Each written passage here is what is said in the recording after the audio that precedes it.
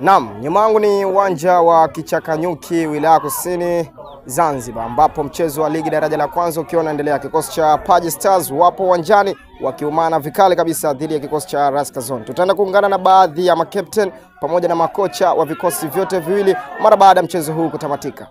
Yes, habari yako coach? Safi bwana, vipi hali? Safi. Tungependa kufahamu kwanza kwa majina. Mimi naitwa Ticha Dula, maarufu Ticha Bonge, kocha mkuu wa timu ya Paji Stars. Sawa, tumeona tumeshuhudia mchezo ulikuwa ni mgumu sana. Labda kwa upande wa mechi hii ya leo, kwa upande wako wewe, ni mbinu gani ambazo hazikufanikiwa kwenye mechi hii ya leo? Hakuna mbinu, isipokuwa ni mchezo wa makosa. Tulifanya makosa, wenzetu wakatuhukumu, wakapata nafasi wakazitumia, sisi tukapata nafasi tumeshindwa kuzitumia. Hatima yake mpira ukatokezea hivyo.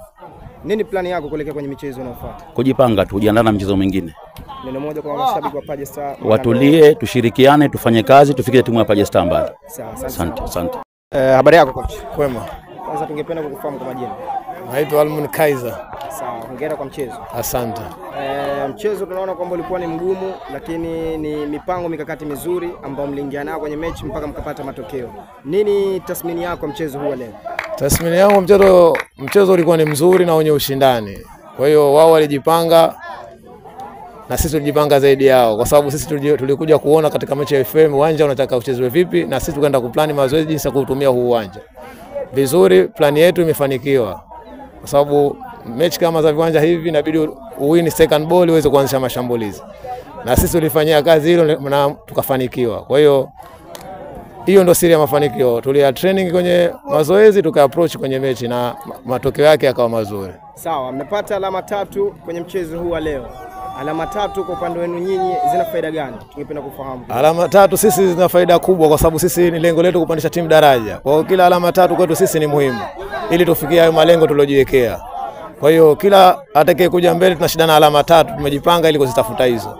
Sawa, neno lako la mwisho kwa mashabiki wa kikosi cha Raskazon? Neno langu washabiki wazidi kuhamasisha timu yao, tuwe kitu kimoja ili tuweze kufikia malengo yetu. Ili tuweze kupambana zaidi. Mashabiki ni watu muhimu sana. Katika mchezo wa mpira mashabiki ni watu wa 12. Kwa hiyo tunawahitaji na tunawaambia endelee kutuunga mkono hivyo, mafanikio yatakuja. Mimi kwa jina naitwa Tatus Hussein Pekenya, mchezaji wa Raskazon. Sawa, cha kwanza hongera. Mchezo ulikuwa ni mgumu. Lakini kama nyinyi wachezaji wa Raskazon, mlijiandaa vipi kuelekea mchezo huu wa Paji Stars? Kwa sababu Paji Stars tunafahamu kwamba ni klabu ambayo ni bora hapo wilaya Kusini.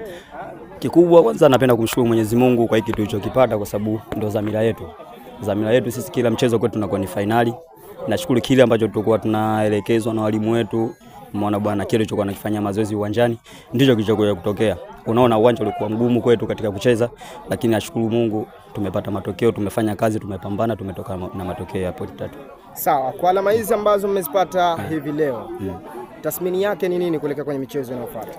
Sisi kauli mbiu yetu kila mchezo kwetu ni finali. Yaani kila mchezo kwetu ni finali. Kwa hiyo hiki tunafanya kwetu inakuwa ni muendelezo wa kila mechi kwetu. Sisi mechi inayopita ndio inakuwa kwetu rahisi, mechi ngumu inayokuja. Kwa hiyo hilo ndo kubwa.